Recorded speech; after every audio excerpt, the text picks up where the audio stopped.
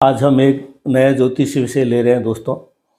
और विषय का शीर्षक है अष्टम भाव से आयु देखी जाती है और किन बीमारियों से सावधान रहना है वो चीज़ देखी जाती है। आज इसकी हम चर्चा करेंगे। वैसे हम बीमारियों के बारे में अक्सर सुनते हैं कि मार्केस देखा जाता है। मार्केस क्या होता है? दूसरा और सातवां भाव मार्केस होता है। लेकिन मार्केस जब देखा जाता है जब कोई आदमी बीमार हो अभी, तो उसके लिए देखा जाता है मार्केस कि भाई क्या होने वाला है। लेकिन हम एक जनरल बात कर सकते हैं कि इस आदमी की आयु कैसी होगी और बीमारियां किस प्रकार की बीमारियां उसको होगी जिनसे उनको सावधान रहना है। आज इसकी चर्चा करेंगे। मैं हूं अमर सिंह चौहान, अमर एस्ट्रोलॉजी में आपका स्वागत है। जैसे ही हमने बताया कि हमने आज जो है 8वें भाव की हम चर्चा कर रहे हैं। 8वें भाव से क्या देखते हैं? आयु का भाव है और छिद्र भाव, यानी यहाँ पे छेद है जहाँ से मतलब जो है चीज़ें बाहर गिरती है। तो ये जो 1 से 8 तक जो है छिद्र भाव कहलाता है और आयु का भाव कहलाता है कि छिद्र से ही चीज़ें गिरती है, नष्ट होती है। तो आज हम ये देखेंगे कि क्या चीज़ें होने वाली है। बीमारी और मृत्यु का कारण ये पता लगेगा और बीमारियों से सावधानी रखनी है, किन किन बीमारियों से वो पता लगेगा। और मोक्ष का भाव है ये 4, 8 और 12 जो भाव होते हैं ये कुंडली में मोक्ष का भाव कहलाते हैं। ये मोक्ष त्रिकोण है। तो ये मोक्ष त्रिकोण का दूसरा कोण है। तो मोक्ष यानी मृत्यु के टाइम या उस वक्त क्या होने वाला है ये। और तीसरा आयु भाव है। तो आयु भाव हमने ये बताया है कि आयु के 3 कैटेगरी बना रखी है ज्योतिष के अंदर। एक होती है अल्प आयु, यानी 33 साल से पहले आदमी की डेथ हो जाती है, मृत्यु हो जाती है, तो वो अल्प आयु कहलाता है। 33 से 66 के बीच में अगर मृत्यु होती है तो मध्य आयु कहलाती है। और 67 से 99 या 100 साल के बाद इस मध्य में डेथ होती है तो पूर्ण आयु कहलाती है। इस तरह से आयु देखी जाती है। तो हम ये आयु देखेंगे और संभावित बीमारियां देखेंगे। ये आज का हमारा विषय है दोस्तों। देखिए 8वें भाव में कौन सी राशि बैठी है ये देखना है। अभी हमने उदाहरण लिया है, मेष लगन की कुंडली है, तो इसमें जो है काल पुरुष की कुंडली का उदाहरण लिया था। 8वें भाव में यहाँ पे 8वीं राशि ही है उदाहरण में। तो ये देखना है कि 8वें भाव की राशि का तत्व क्या है। जैसे कि हम जानते हैं 4 तरह के तत्व होते हैं: अग्नि तत्व, पृथ्वी तत्व, वायु तत्व, जल तत्व।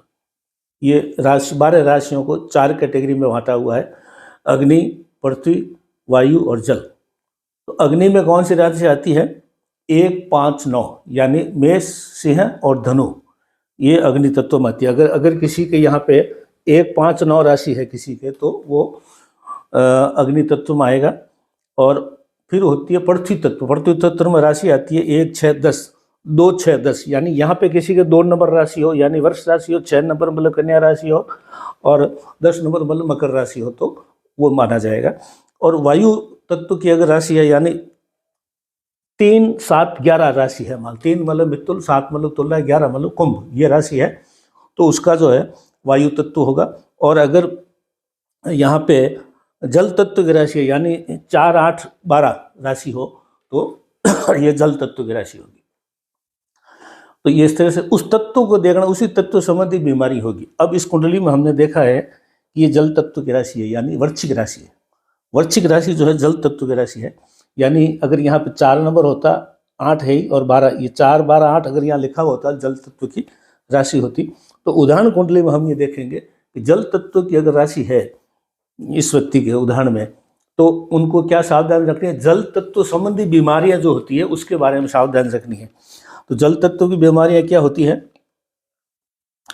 कफ, फेफड़ों में, हृदय में जो है, गले में कफ जमता है वो, पेट की बीमारियां, मानसिक बीमारियां, पथरी और किडनी, ये जल तत्व की राशि है।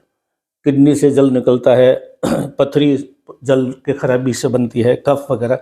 तो इस व्यक्ति के उदाहरण कुंडली में 8 नंबर राशि है, ये छिद्र भाव है, आयु का भाव है, यहाँ पे 8 नंबर राशि है और 8 नंबर राशि वृश्चिक राशि होती है और वृश्चिक राशि जो है जल तत्व में आती है।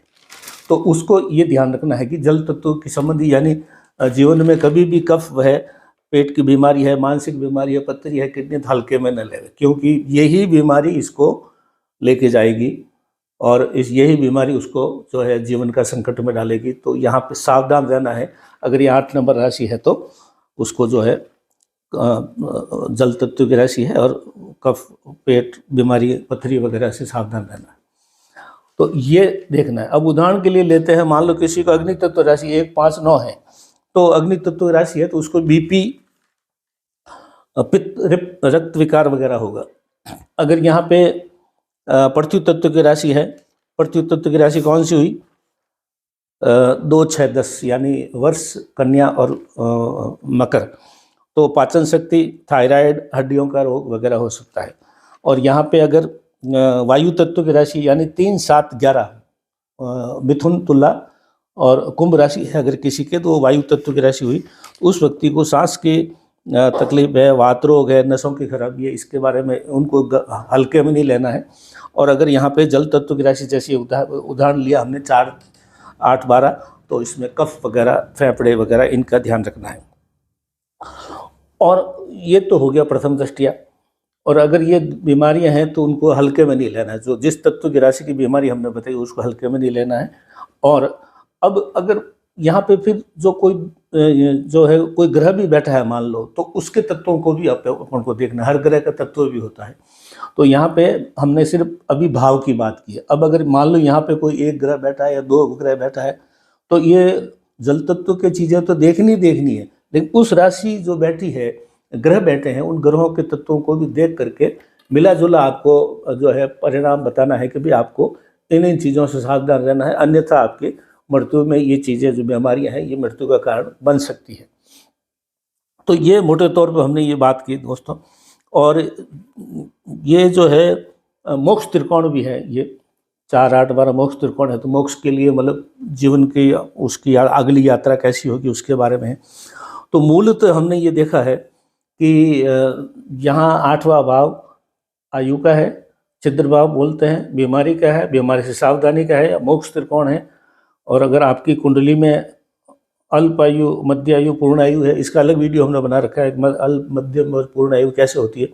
लेकिन ये चीज़ें हैं तो आपको इन बीमारियों से सावधान रहना है। 8वें भाव को देखना है, उसमें कौन सी राशि है, कौन सी राशि का तत्व कौन सा है, और कोई ग्रह बैठे हैं तो उनके तत्वों को देखना है। उसी अनुसार आपको सावधान रहना है। हमने ये बताया कि सावधान रहने के लिए है।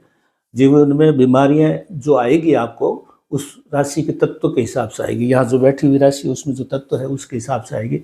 उन बीमारियों को कभी जीवन में आपको हल्के में नहीं लेना है। आज ये विषय लिया है दोस्तों, बहुत महत्वपूर्ण विषय है, बहुत ही अच्छा जो है विषय, जिसको आपको सावधान रखना है। हमारे वीडियो को लाइक करें, सब्सक्राइब करें। और भी आपने कुंडली के बारे में कोई जानकारी चाहे तो आप हमारे से या किसी विद्वान ज्योतिष से संपर्क करें।